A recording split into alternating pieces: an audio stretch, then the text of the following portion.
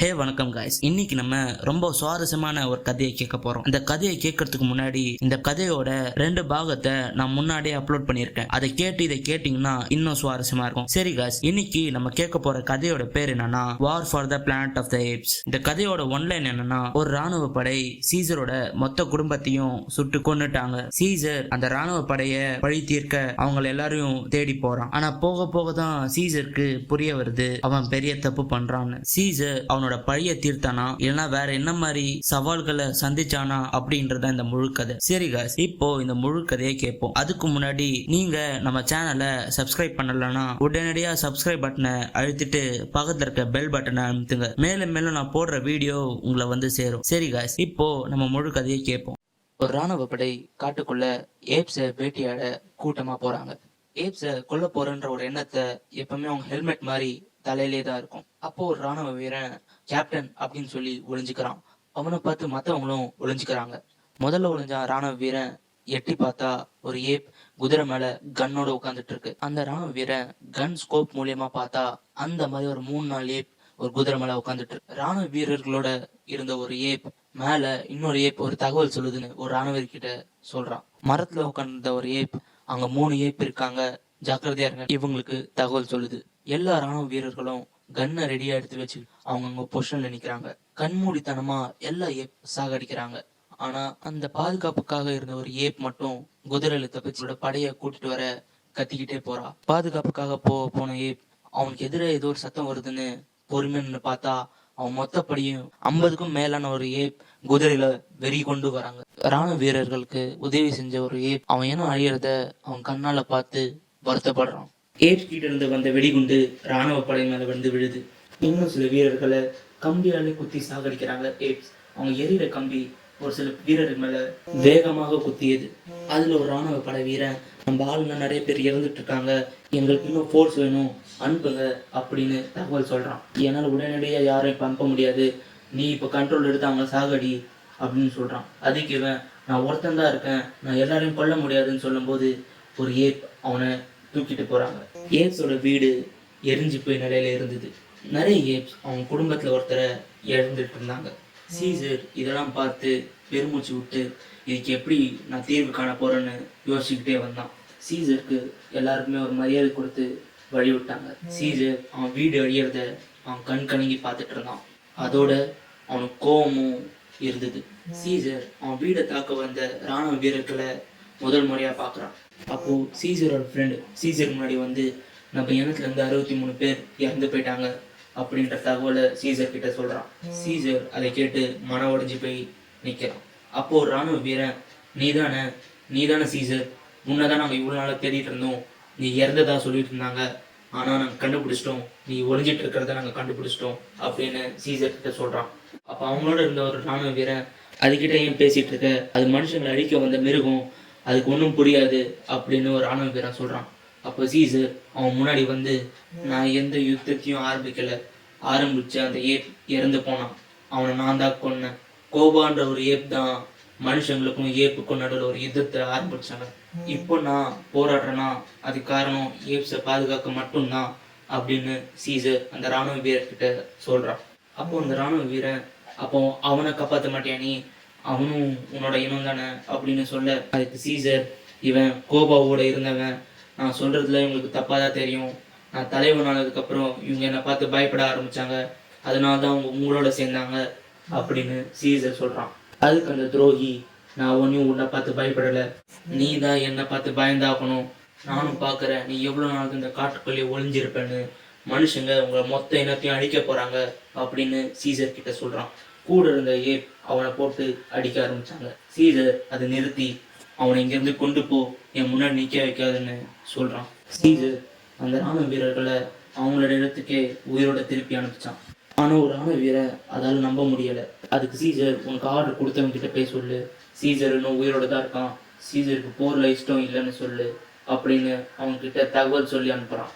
இவங்க இனத்துல இருந்த ஒரு துரோகி பின்டன்ன்ற ஒரு ஏப்பை அடிச்சுட்டு அவன் ஓடி போயிட்டதாகவும் தகவல் சொல்றான் சீசர் கிட்ட. சீசர் எல்லாத்தையும் கேட்டுட்டு பொறுமையாகவும் இருந்தான். இறந்து போன மொத்த ஏப்பையும் ஒரு நீர்வீழ்ச்சி அடியில் மரியாதை செலுத்தி அவங்கள தண்ணியோட தனியாக அனுப்பி விடுறாங்க. அப்போ எச்சரிக்கை ஓசை மலை மேலே இருந்து கேட்க எல்லா ஏப்பும் யாரோ நம்ம இடத்துக்கு வராங்க அப்படின்னு சொல்லி ஆயுதத்தோட தயாராக இருந்தாங்க. அப்போ அவங்க கண்ணில் யாரோ 2 பேர் குதிரை மேலே உட்காந்து வர்றதா தெரிய வருது. குகைக்குள்ள இருந்து வெளியே வந்து பார்த்தா அது சீசரோட பையன் ப்ளூ ஐஸும் சீசரோட ஃப்ரெண்ட் ராக்கெட்டும் 2 ஏப்பும் அந்த ஏப் கூட்டத்துக்கு ஏதோ தகவல் எடுத்துட்டு வந்திருக்காங்க. வாங்க நம்ம வீட்டுக்கு போகலான்னு சொல்லி அவங்க வீட்டுக்கு கூட்டிட்டு போகிறான் சீசர். சீசரோட பையன் ப்ளூ ஐஸ், நம்ம இடம் மாற்றத்துக்காக ஒரு இடத்த பார்த்துட்டு வந்திருக்கோம். இங்கே ஃபுல்லாக பனியாக இருக்குது.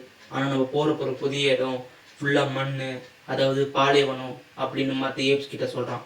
அப்போ ப்ளூ ஐஸ், நம்ம கொஞ்சம் பொறுமையாக இங்கேருந்து கிளம்பலாம் அப்படின்னு சொல்லும் போது வின்டர்ன்ற ஒரு ஏப், இல்லை நம்ம இனிக்கே கிளம்பலாம், உனக்கு இங்கே என்ன பிரச்சனை நடக்குதுன்னு தெரியாதுன்னு ப்ளூ ஐஸை எதிர்த்து பேசுகிறான். வின்டர் ப்ளூ ஐஸை எதிர்த்து பேசுறத சீசருக்கு கோவம் வந்தது. அப்போ வின்டர் சொல்கிறான், சீசர் உன் பையனுக்கு இங்கே என்ன நடக்குதுன்னு தெரியல, இங்கே எவ்வளோ பேர் உயிர் இருந்தாங்கன்னு அவனுக்கு புரியலை அப்படின்னு சொல்கிறான். அதுக்கு ப்ளூ ஐஸ், எனக்கு உன்னோட பயம் புரியுது, நம்ம எவ்வளோ சீக்கிரம் இங்கேருந்து கிளம்ப முடியுமோ அவ்வளோ சீக்கிரம் இங்கேருந்து கிளம்பலாம்னு வின்டருக்கு தைரியத்தை கொடுக்குறான். அந்த உரையாடல் முடிஞ்சோடனே எல்லா ஏப்ஸும் அந்த நைட் தூங்குறாங்க.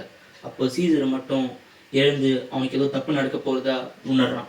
இன்னொரு பக்கம் இராணுவ படை அமைதியாக அவங்களோட குரங்கோட வீட்டுக்குள்ளே பொறுமையாக வராங்க. சீசர் அவன் சுற்றி பார்க்கும்போது ராக்கெட் என்ற ஒரு இராணுவ வீரனை அடிச்சிட்டு இருந்தான். சீசர் என்னாச்சு அப்படின்னு கேட்கும்போது ராக்கெட் சீசர் கிட்ட, சீசர் இவன் யாரோ கர்னல் வாட்சன் நம்ம இடத்துக்கு வந்திருக்கான், அவன் நம்ம இடத்தையும் அழிக்க போகிறதா இவங்க பேசிகிட்டு இருந்ததை நான் கேட்டேன் அப்படின்னு சீசர் கிட்ட சொல்கிறான். சீசர் அதை கேட்டவுடனே அவன் குடும்பத்தை நோக்கி வேகமாக ஓடுறான். சீசர் வேகமாக ஓடி அவன் வீட்டுக்கு போகிறான். அங்கே ஒரு மனுஷன் நிற்கிறான். அவன் தான் இந்த படத்தோட அர்க்க கர்னல். சீசர் முதல் முறையாக அந்த கர்னலை பார்க்குறான். கர்னல் முதல் முறையாக அந்த சீசரை பார்க்குறான். ஆனால் சீசர் பார்த்துக்கிட்டே வேற எங்கேயோ பார்க்குறான். சீசர் அவன் பார்க்குற இடத்த பார்த்தா சீசரோட மொத்த இனமும் அழிஞ்சு கிடக்கு. அவனோட மொத்த குடும்பம், அவன் பையன், அவன் மனைவி, அவனோட தங்கச்சி, அக்கா, தம்பி எல்லாருமே இறந்து கிடக்குறாங்க. கையில் இருந்து கன் எடுத்து சீசரை சுட ஆரம்பிச்சான். அந்த தோட்டாலேருந்து சீசர் தப்பிச்சு ஒரு இடத்துல போய் ஒளிய ஆரம்பிச்சான். அவன் அந்த கயிறை பிடிச்சி ஏறும் நேரத்தில் சீசர் அவன் பின்னாடியே வந்து அவனும் அந்த கயிறை பிடிச்சி அவனை தொடர்ந்து பிடிக்க ட்ரை பண்ணான். ஆனால் அந்த கர்னல் கத்தி எடுத்து சீசர் ஏறி வர கயிறை அறுத்தான். சீசர் நீர்வீழ்ச்சியில் போய் கீழே விழுந்தான். நம்ம இனத்துல யாரோ ஒரு துரோகி இருக்கான். வின்டர் இராணுவ வீரர்களுக்கு பார்த்து ரொம்ப பயந்தான். அவன் தான் இந்த துரோகத்தை செஞ்சிருக்கணும்னு சொல்கிறாங்க. சீசர் அவன் மொத்த இனமே அழிஞ்சதை பற்றி வருத்தத்தில் இருக்கான். அப்போது ஒரு குட்டி சீசரை தேடி வருது. அது யாருன்னா சீசரோட 2வது பையன். சீசர் அவனை பார்த்தோன்னே ரொம்ப சந்தோஷத்தில் இருந்தான். அடுத்த நாள் எல்லா ஏப்ஸும் இந்த இடத்த விட்டு வேற இடத்துக்கு மாறுறாங்க. அப்போது சீசரோட பையன் ப்ளூ ஐஸ், அவனை ஒரு பெண் ஏப் அவனை லவ் பண்ணுச்சு. சீசர் அவனோட 2வது பையனை லேக், உனக்கு ப்ளூ ஐஸை ரொம்ப பிடிக்கும்னு எனக்கு தெரியும், இவன் அவனோட தம்பி, இவனை நீ பத்திரமா பார்த்துக்க வேண்டியது உன்னோட பொறுப்பு அப்படின்னு சொல்கிறான். சுற்றி இருக்கு ஏப்ஸ், ஏன் நீ எங்களோட வரலையா அதுக்குன்னு கேட்டப்போ, இல்லை நான் யாரும் உங்களோட வரல, இந்த போரை முடிவு செய்ய நான் தனியாக போய் அவங்கக்கிட்ட பேச போகிறேன்னு சீசர் சொல்கிறான். ஆனால் மற்ற ஏப்ஸ், ஒரு தலைமை இல்லைன்னா நாங்கள் எப்படி போக முடியும், நீ எங்களுக்கு வேணும் சீசர் அப்படின்னு மற்ற ஏப்ஸ் சொல்ல, நீங்களாம் போய் தான் ஆகணும், வேறு வழி இல்லை, இப்போ நான் போகலன்னா நான் போகிற இடத்துலையும் அவங்க வந்து பிரச்சனை பண்ணுவாங்க அப்படின்னு சீசர் மற்றவங்களுக்கு புரிய வைக்கிறான். சீசர் மற்றவங்களுக்கு புரிய வச்சு அந்த இடத்த விட்டு கிளம்புறான். அவனை பின்தொடர்ந்தே சீசரோட 4 ஃப்ரெண்ட்ஸும் அவன் கூடயே வந்தாங்க. சீசருக்கு ஏதாவது வழிகாட்டியாக இருக்கணும், இல்லைன்னா சீசருக்கு ஏதாவது பாதுகாப்பு வேணும்னா நாங்கள் இருக்கோம்னு சொல்லி சீசரோட மனசை மாற்றி அவங்களோட சீசரும் பயணம் பண்ணுறாங்க. பல பாதைகள் தாண்டி சீசர் மனுஷங்க இருக்கிறதுக்கு போகிறாங்க. அப்போது சீசரோட ஃப்ரெண்ட்ஸ் ஒரு மனுஷனை பார்த்துட்டாங்க. அந்த மனுஷன் கையில் ஃபுல்லாக கட்டையாக வச்சுருந்தான். நான் கட்டையை கீழே போட்டுறேன், என்னை விட்டுனுங்க அந்த மனுஷன் சொல்கிற நேரத்தில் அவன் கன் எடுத்து அந்த மற்ற குரங்களை சுட பொழுது சீசர் அந்த மனுஷனை சுட்டு சாகடிச்சான். அப்போ அந்த மனுஷன் வீட்டில் இருந்து ஒரு சத்தம் வந்ததை சீசரும் அவன் கூட்டாளியும் கவனிச்சாங்க. அந்த மனுஷன் வீட்டுக்குள்ளே போய் சீசர் என்ன சத்தம்னு பார்த்தா ஒரு குழந்தை அந்த வீட்டில் இருக்கு. சீசர் அவன் ஃப்ரெண்டை வா நம்ம போகலான்னு சொல்ல, ஆனால் அந்த இல்லை நம்ம இந்த குழந்தைய நம்ம இப்படியே விட்டுட்டு போக முடியாது, இவனும் நம்மளோட சேர்த்துக்கலாம்னு சொல்லி சீசர் கிட்ட சொல்கிறான். சீசர் அதெல்லாம் பண்ண முடியாது, வா போகலான்னு சொல்லிட்டு எல்லா ஏப்பும் அவங்க குதிரை மேலே ஏறி உட்காரும்போது அந்த குழந்தை அவங்க அப்பா இறந்ததை வந்து பார்க்குறான். அப்போ சீசரோட ஃப்ரெண்ட், அவளை இங்கே தனியாக விட்டா அவள் இங்கே இறந்து போயிடுவா, நம்ம அப்படி விடக்கூடாதுன்னு சீசர் கிட்ட புரிய வைக்கிறான். சீசர் நல்லா யோசிச்சு அப்படின்னு சொன்ன அந்த குரங்கு சீசருக்கு புரிய வருது. சீசரும் அவன் ஃப்ரெண்ட்ஸும் குழந்தையை கூட்டிக்கிட்டு அவங்க பயணத்தை கண்டினியூ பண்ணுறாங்க. அவங்க தேட வந்த போலீஸ் கேம்ப் சீசர் பார்த்தான். பைனாக்குலர் மூலயமா அங்கே என்ன நடக்குதுன்னு சீசரும் அவங்க ஃப்ரெண்ட்ஸும் பார்க்குறாங்க. அப்போது சீசர் கூட்டணியில் இருந்த விண்டர்ன்ற ஒரு கொரிலா அவங்களோட இருக்கிறதையும் கவனிக்கிறான் சீசர். அந்த விண்டர்ன்ற கொரிலா பின்னாடி டாங்கின்ற ஒரு எழுத்தை மார்க் பண்ணி வச்சுருக்காங்க. விண்டர் கொரிலா அவன் திரும்பும் போது அவன் கூட்டணியில் இருந்த ஆளுங்களை பார்க்கும்போது அவன் பயப்பட ஆரம்பிச்சான். எல்லாருமே அவன் மேலே ரொம்ப கோபமாக இருந்தாங்க. சீசர் அந்த கர்னல் எங்கன்னு கேட்க அதுக்கு விண்டர் அவங்க எல்லாரும் போயிட்டாங்க, நிறைய மனுஷங்களோட அவர் காலையே இங்கேருந்து கிளம்பிட்டாரு, நார்த்லேருந்து நிறைய ஆளுங்க வராங்க, அதுக்காக இவர் இங்கேருந்து கிளம்பிட்டாரு.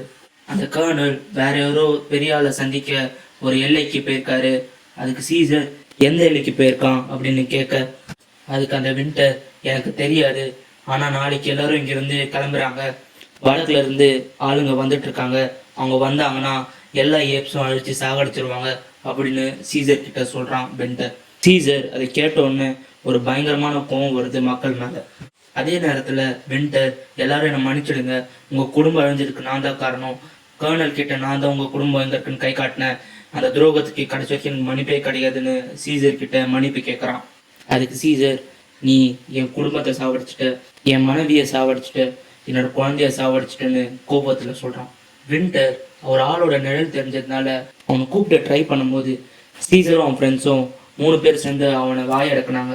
அமைதியாக இருக்கு அவன் கற்று விடாமல் பண்ண நேரத்தில் எதர்ச்சியாக விண்டர் இறந்து போனான். சீசரும் அவன் ஃப்ரெண்ட்ஸும் நாளைக்கு அந்த இராணுவ வீரர்கள் எல்லாரும் நார்த்துக்கு போகிறத அவங்கள பின்தொடரலாம் அப்படின்னு முடிவு பண்ணுறாங்க. சீசருக்கு திடீர்னு கோபா நினைவு வருது. கோபா சீசர் கிட்ட ஒரு இன்னொரு ஏப்பை கொள்ளாது நீ தான் சொன்ன, ஆனால் நீயே ஒருத்தனை கொண்டுட்டேன்னு மிரட்டுறான். சீசருக்கு கோபாவை பார்த்தோன்னே ஒரு மரண பயம் வந்தது. திடீர்னு சீசர் கண்ணு முழிச்சுக்கிறான். அப்புறம் பார்த்தா அது ஒரு கனவு. சீசர் ஃப்ரெண்ட் நம்ம பயணத்துக்கு நேரம் ஆயிடுச்சு கிளம்பலாம் வா அப்படின்னு அவனை தூக்கத்தந்து எழுப்புறான். சீசரும் அவன் ஃப்ரெண்ட்ஸும் அந்த குட்டி பொண்ணும் எல்லாரும் நார்த்துக்கு போகிறாங்க அந்த கர்னலை சந்திக்க. அவங்க போகிற பாதையில் ஒரு துப்பாக்கி சத்தம் கேட்டதுனால எல்லாரும் ஒழிஞ்சிக்கிட்டாங்க. அந்த சத்தம் எங்கிருந்து வருதுன்னு கிட்ட போய் பார்க்குறாங்க. அப்போது ஒரு 3 மனுஷங்க டெட் பாடி ஒரு பனிமூட்டத்தால் மறைஞ்சி இருக்கு. அந்த ராக்கெட் டேப் 3 டெட் பாடியில் ஒரு டெட் பாடியோட முகத்தை பார்க்குறான். சடனாக அந்த பிணத்துக்கு உயிர் வந்து வழியில் கத்த ஆரம்பிக்கிறான். 3 ஏப்பும் உஷாராகி அவன் மேலே கண்ணை நீட்டுறாங்க. சீசர் அந்த மனுஷனோட தலையை பிடிச்சி இன்னொரு மனுஷையும் அவனை சுட்டான் அப்படின்னு அந்த மனுஷக்கிட்ட கேட்குறான் சீசர். சீசர் ஃப்ரெண்ட் இல்லை அவனால் பேச முடியல, இந்த குட்டி பொண்ணு மாதிரி அவனுக்கும் பேச்சு வராது அப்படின்னு சீசருக்கு தெரிவிக்கிறான். சீசர் ஃப்ரெண்ட்ஸ் அந்த பக்கம் போக சீசர் ஒரு கன் எடுத்து அவன் தலை முன்னாடி வைக்கிறான். அந்த வீரன் என்னை சுட்டுரு, நான் செத்து போகிறது தான் நல்லது, அதுதான் எனக்கு நிம்மதின்ற மாதிரி தலையை ஆட்டுறான்.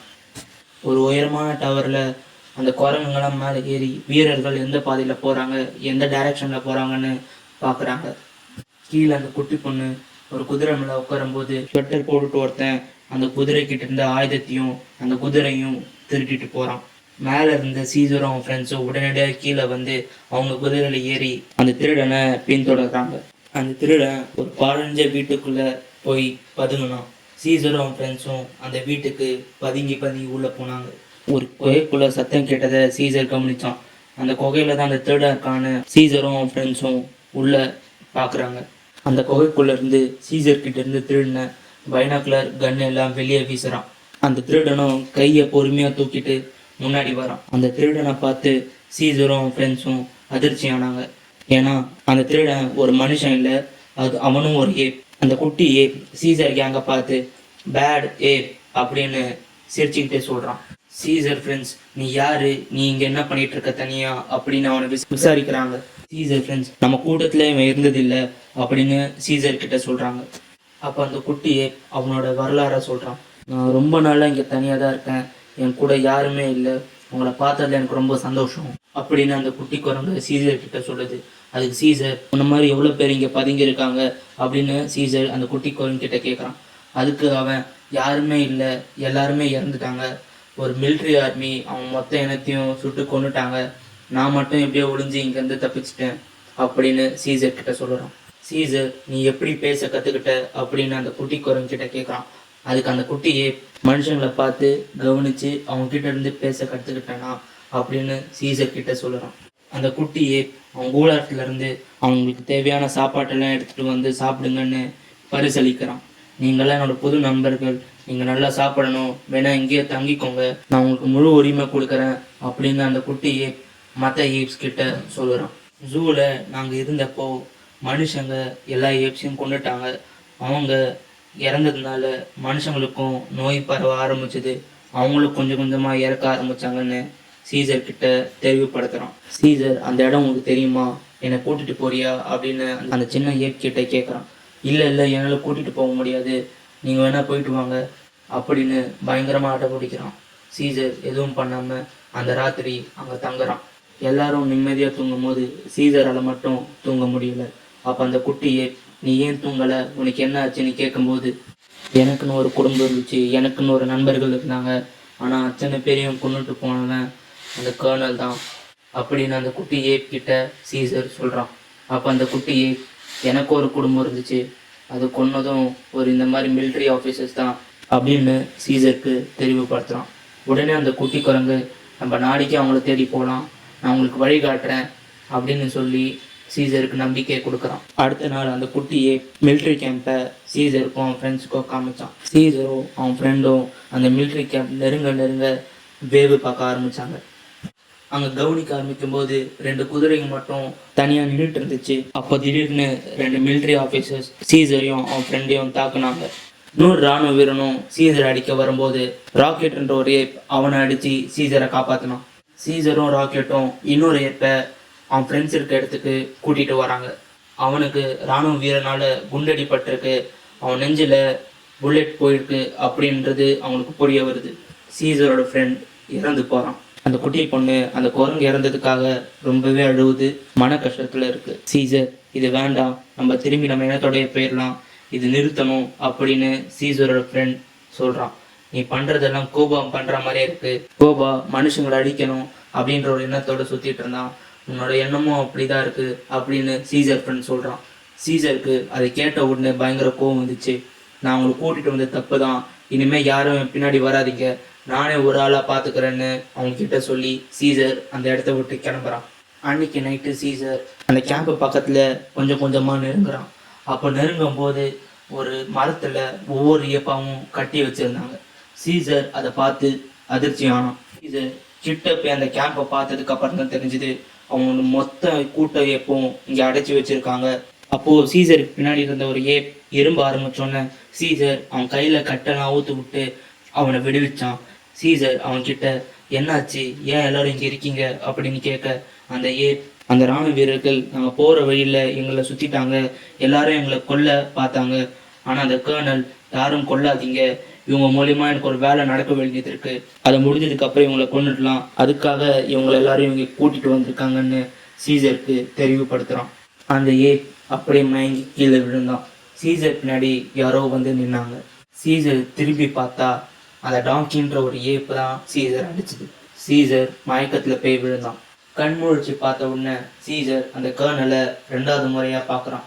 பார்க்கும்போது அவன் கண்ணில் ஒரு கோபமும் ஒரு வெறியும் இருந்துச்சு. அந்த கர்னல், உன்னோட எண்ணத்தை காப்பாற்றுறதுக்காக நீங்கள் வந்திருக்கியா அப்படின்னு சீசர் கிட்ட கேள்வி கேட்குறான். அதுக்கு சீசர், இல்லை, நான் உன்னை பார்க்க தான் வந்தேன் அப்படின்னு கர்னலுக்கு தெளிவுபடுத்துகிறான். சீசர் கர்னல் அதையெல்லாம் கேட்டுட்டு அவனை ஒரு கூண்டுக்கு கூட்டிகிட்டு போகிறாங்க. போகிற வழியில் சீசர் அவன் இனத்தை எல்லாம் ஒரு கூண்டுக்குள்ளே அடிச்சிருக்கிறத பார்க்குறாங்க. அவன் இன்னும் மொத்தமும் சீசரை பார்த்து ஒரு பயப்படுறாங்க. என்னோட தலைவனே அப்படி பிடிச்சிருக்காங்களேன்னு அவங்களுக்குள்ளேயும் ஒரு பயம் இருந்துகிட்ருக்கு. ஒரு கூண்டில் குழந்தைங்க மட்டும் இருக்கிற மாதிரி வச்சுருக்காங்க. அதில் சீசரோட பையன் அப்பா அப்பான்னு சீசர் கிட்டே கத்திட்டு வரான். அடுத்த நாள் காலையில் சீசர் எழுந்துக்கிறான். அப்போது மொத்த ஆர்மி கூட்டமும் சீசரை அந்த குரங்கு கிட்ட வந்து கொடுமை பண்ண பார்க்குறாங்க. கூண்டை திறந்தோன்னே 3 டாங்கி ஏப்ஸ் சீசரையும் அவன் கூட்டத்தையும் கம்பால் அடித்து அமைதியாக இருக்க சொல்கிறாங்க. சீசரையும் அவனோட கூட்டத்தையும் வச்சு ஒரு பெரிய வால் கட்டுறாங்க. சீசர் அவனுக்கு தெரிஞ்ச ஒரு பொண்ணுக்கிட்ட எதுக்காக இந்த சுவரை கட்டுறாங்கன்னு சீசர் கேட்குறான். அதுக்கு அவ, எங்களுக்கு எதுவும் தெரியாது அப்படின்னு சீசருக்கு தெளிவுபடுத்துகிறான். சீசர் சுற்றி நிற்கிற இடத்தெல்லாம் கொஞ்சம் கவனித்து அது மூலயமா எதுக்காக இந்த சுவர் கட்டுறாங்கன்னு புரிஞ்சுக்க பார்க்குறான். சுவர் கட்டும் போது ஒரு சில ஏப்ஸ் விபத்தில் மாட்டிக்கிட்டாங்க. அப்போது இராணுவ வீரன், இந்த டாங்கி ஏப்பை டாங்கி அவனை பிடிச்சி கட்டு அப்படின்னு சொன்னோன்னே அந்த டாங்கி ஏப் அவனை பிடிச்சி ஒரு கட்டத்தில் கட்டி அவனை அடித்து கொடுமைப்படுத்துகிறான். சீசர் அதை பார்த்து அவன் கிட்ட கொஞ்சம் கொஞ்சமாக நெருங்கி அடிக்காத அப்படின்னு கத்துனான். அதை கேட்ட அந்த டாங்கி ஏப் பயத்தில் அமைதியானான். சீசருக்கு தைரியம் வந்தோன்னே மற்ற ஏப்ஸ் எல்லாருக்குமே தைரியம் வர ஆரம்பிச்சது. எல்லாரையும் கல்லை கீழே போட்டுட்டு யாருமே வேலை செய்ய மாட்டாங்கன்னு கத்த ஆரம்பிச்சாங்க. அப்போ அந்த கர்னல் அந்த டாங்கி ஏப் கிட்ட சீசரை என்கிட்ட கொண்டு வா அப்படின்னு சொல்கிறான். நான் வரேன்னு சொல்லி அந்த கர்னல் கிட்ட போய் நிற்கிறான். அந்த டாங்கி ஏப்ஸ் சீசரை மண்டியிட வச்சாங்க. சீசர் நெஞ்ச நிமித்தி தலையை நிமித்தி தைரியமாக நின்னான்.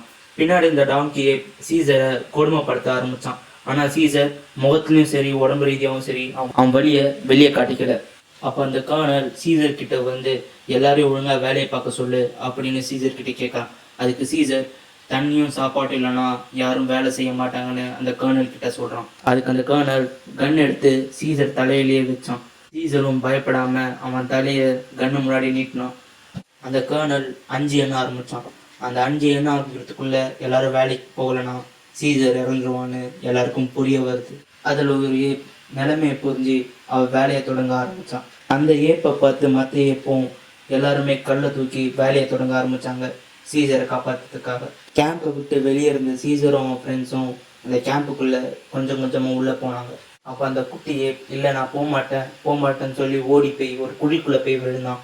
சீசரோட ஃப்ரெண்ட்ஸ் அந்த விழுந்த குழியை பார்க்கும்போது தான் தெரிஞ்சது அவங்களுக்கு ஒரு யோசனை வருது. இந்த குழி மூலியமாக அவங்க இனத்தை காப்பாற்றலான்னு யோசிக்க ஆரம்பித்தாங்க.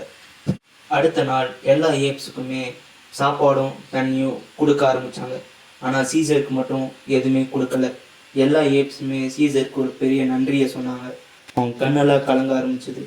சீசரும் அவன் ஃப்ரெண்ட்ஸும் பூமி பாதாளத்தில் வழியை தேட ஆரம்பிக்கிறாங்க. சீசர் குளிரில் நடுங்கும் போது திரும்ப கோபாவோட கனவு சீசரை வேட்டையாட வந்தது. கோபா, நீ தூங்கு சீசர், உன்னால் எந்த ஏப்பும் இங்கிருந்து காப்பாற்ற முடியாதுன்னு சீசரை தாழ்த்தி பேசுகிறான். கோபா, எல்லா ஏப்ஸும் இங்கே செத்துறோம் அப்படின்னு சீசர் கிட்ட சொல்கிறான். அதுக்கு சீசர், இல்லை நான் சாகுபட மாட்டேன் அப்படின்னு கோபா கிட்ட சொல்கிறான் சீசர். அதுக்கப்புறம் கர்னல் அந்த இடத்த வந்து சீசரை கொஞ்சம் விடுவிப்படுத்துகிறான். சீசர் ஃப்ரெண்ட்ஸ் கூட இருந்த ஒரு குட்டி பொண்ணு அந்த கேம்புக்குள்ளே கொஞ்சம் கொஞ்சமாக உள்ளே போகிறான். அந்த குட்டியே சீசரோட ஃப்ரெண்ட்ஸ் வெளியே வந்தோடனே அந்த குட்டி பொண்ணு எனக்கு பேச்சு கேட்காம உள்ளே போயிட்டா, இப்போ என்ன பண்ணுறது அவங்க கிட்ட கேட்குறாங்க. அப்போ அந்த குட்டி பொண்ணு கூண்டுக்குள்ளே ஒரு ஏப்பை பார்க்குறான். அந்த ஏப் யாருன்னா சீசர். தாகத்தில் ரொம்ப கஷ்டப்பட்டுட்டு இருந்தான் சீசர். அதை புரிஞ்ச அந்த குட்டி பொண்ணு ஒரு பக்கெட்டில் தண்ணி எடுத்துகிட்டு வந்து சீசருக்கு கொடுக்குறான். சீசர் தாகத்தை அந்த தண்ணி மூலியமாக தீர்த்துக்கிறான். சீசர் அதை பார்த்து அந்த குட்டி பொண்ணு மேலே ஒரு நல்ல மரியாதையை உண்டாச்சு. மற்ற ஏப்ஸ் அந்த குட்டி பொண்ணை கூப்பிட்டு அவகிட்ட ஒரு விஷயத்த கொடுக்குறாங்க. மற்ற ஏப்ஸ் அந்த குட்டி பொண்ணுக்கிட்ட அவங்க சேமித்து வச்சிருந்த சாப்பாடை சீசர் கிட்ட கொடுக்க சொல்கிறாங்க. சீசரும் அதை வாங்கி சாப்பாட ஆரம்பித்தான். எல்லா ஏப்ஸும் சீசர் விடாமுயற்சிக்காக மரியாதை கொடுத்தாங்க. சீசர் அதை பார்த்தோன்னே, இல்லை நான் இவங்களை கண்டிப்பாக காப்பாற்றி ஆகுவேன்னு உறுதிமொழி மனசுக்குள்ளே எடுத்துக்கிட்டான். கர்னலும் அந்த மிலிட்ரி ஆஃபீஸர்ஸும் வரதை அந்த பொண்ணுக்கு கேட்டதுனால அந்த பொண்ணு ஓடி போய் ஒரு இடத்துல ஒளிஞ்சிக்கிச்சு. அப்போது ராக்கெட் அந்த குட்டி பொண்ணை காப்பாற்றுறதுக்காக அந்த கேம்புக்குள்ளே மன பாதிக்கப்பட்ட ஒரு ஏப் மாதிரி உள்ளே போய் நடிச்சான். ராக்கெட்டும் அந்த டாங்கி ஏப்புக்கும் ஒரு சண்டை நடக்குது. அப்போ கர்னல் திடீர்னு அவன் கையில் வச்ச துப்பாக்கியை மேலே சுட்டான். அப்போ 2 பேரும் சண்டையை போடுறதை நிறுத்திட்டாங்க. ஏப்ஸ் கூண்டில் ராக்கெட்டையும் உள்ளே வச்சு அரெஸ்ட் பண்ணாங்க. எல்லா ஏப்ஸும் சீசர் கிட்ட, ஏப்ஸ் தான் பலசாலிகள், நீ எதுக்கும் கவலைப்படாதன்னு சீசருக்கு ஒரு நம்பிக்கையை கொடுக்குறாங்க. அவனுக்கு அது கேட்ட உடனே ஒரு பெரிய நம்பிக்கையை கொடுத்தது. அடுத்த நாள் எல்லா ஏப்ஸும் வழக்கம் போல் அவங்க வேலையை பார்க்க ஆரம்பித்தாங்க. 37ன்னு ஒரு நம்பர் ராக்கெட் சீசர் கிட்ட சொல்கிறான். சீசர் அது தலையாட்டிட்டு, சீசர் தூரத்தில் ஒருத்தங்களை பார்த்துட்டு, 37 அடி வச்சா குழந்தைய கூடு, 57 அடி வச்சா எங்கள் கூண்டு அப்படின்னு சீசர் ஒருத்தருக்கு தெரியப்படுத்துகிறான். பைனாகுலரில் பார்த்த ஃப்ரெண்ட் அதை நோட் பண்ணி மற்ற ஏப்ஸ் காப்பாற்ற வேலையை தொடங்கணும். அதை கேட்ட சீசர் ஃப்ரெண்டும் அந்த குட்டி பொண்ணும் அடியை எண்ணி 37வது அடிக்கு போகிறாங்க. சீசர் ஃப்ரெண்டும் அந்த குட்டி ஏப்பும் பூமிக்கு அடியில் மண்ணை தோண்டி மற்ற ஏப்பை பார்க்குறாங்க. மற்ற ஏப்ஸ் அந்த குட்டி ஏப்பை பார்த்தோன்னே ரொம்ப சந்தோஷப்படுறாங்க. சீசரோட ஃப்ரெண்டுக்கு ஒரு தரையெல்லாம் ஒரு ஈரமாக தெரிஞ்சுது. அங்கே வெள்ளம் வரப்போகிறதா சீசரோட ஃப்ரெண்டு கவனித்தான். காவலுக்காக நின்று ஒரு இராணுவ வீரன் ஏப் கழிவறை எடுத்து தூக்கி எறிஞ்சாங்க. ஆத்திரம் அடைந்த அந்த இராணுவ வீரன் அந்த கேட்டை ஓப்பன் பண்ணி யார் இந்த மாதிரி பண்ணா அப்படின்னு அந்த ஏப்பை போய் மிரட்டுறான். அப்போ ராக்கெட் நான் தான் பண்ணன்ற மாதிரி நிற்கும்போது அந்த ராணுவ வீரன் கன் எடுத்து ராக்கெட் முன்னாடி நீட்டினான். அப்போ இன்னொரு திசையில இருந்து அந்த கழிவறை திரும்பி அவன் மேலே வந்து விழுந்தது. அவன் தோண்டி வச்ச பள்ளத்துல அந்த ராணுவ வீரன் கீழே விழுந்து சீசரோட ஃப்ரெண்ட் அவனை அடிச்சு அவன் கிட்ட இருந்து சாவியை எடுத்து ராக்கெட் கிட்ட கொடுத்தான். அந்த வீரனோட கண்ணும் சாவியோ நான் எடுத்துட்டேன் அப்படின்னு சீசர் கிட்ட காமிக்கிறான். சீசரும் ராக்கெட்டும் கூண்டுல இருந்து மறைஞ்சு வெளியே வந்தாங்க. நேரா அந்த குழந்தைங்க கூண்டுக்கு போய் எல்லா குழந்தைங்க இப்போ ஒரு கயிறு மூலியமா அந்த ராணுவ இடத்தை விட்டு தப்பிக்கிறாங்க.